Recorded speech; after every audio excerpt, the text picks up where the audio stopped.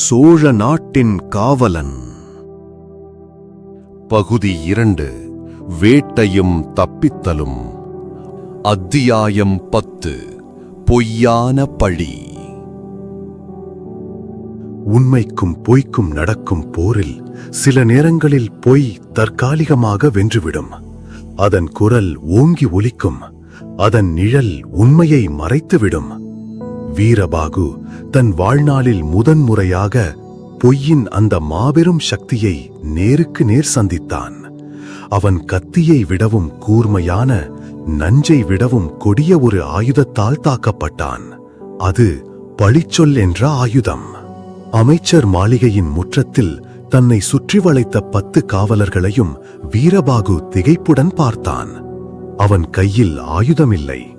அவன் இதயம் தன் நாட்டை காக்கத் துடித்தாலும், அவன் உடல் பல நாள் பயணத்தாலும் போராட்டத்தாலும் சோர்ந்திருந்தது. நில் அங்கே, அசைந்தால் உன் உடல் துளைக்கப்படும் என்று காவலர்களின் தலைவன் கர்ஜித்தான்.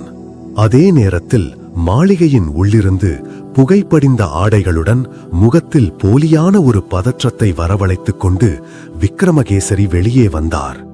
அவர் கையில் அந்த சிங்க இலச்சினை கொண்ட குறுவாள் இருந்தது. அவர் கூட்டத்தை பார்த்து உரக்க கத்தினான். இந்த துரோகியை பிடியுங்கள், இவன் ஒரு பாண்டிய ஒற்றன். என் அறைக்குள் புகுந்து இந்த நஞ்சு தடவிய கத்தியால் என்னை கொல்ல முயன்றான். நான் தடுக்கவே சூழ்ச்சி வெளிப்பட்டுவிடும் என்ற பயத்தில் என் நூலகத்திற்கு தீ வைத்துவிட்டு தப்பியோடுகிறான்.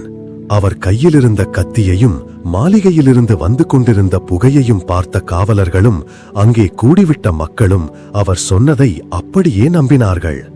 தலைமை அமைச்சரின் வார்த்தைகளை நம்பாமல் இருக்க அவர்களுக்கு வேறு காரணம் ஏதும் இல்லை. வீரபாகு அதிர்ச்சியில் உறைந்து நின்றான். பொய், இது அப்பட்டமான பொய். இவர்தான் உண்மை.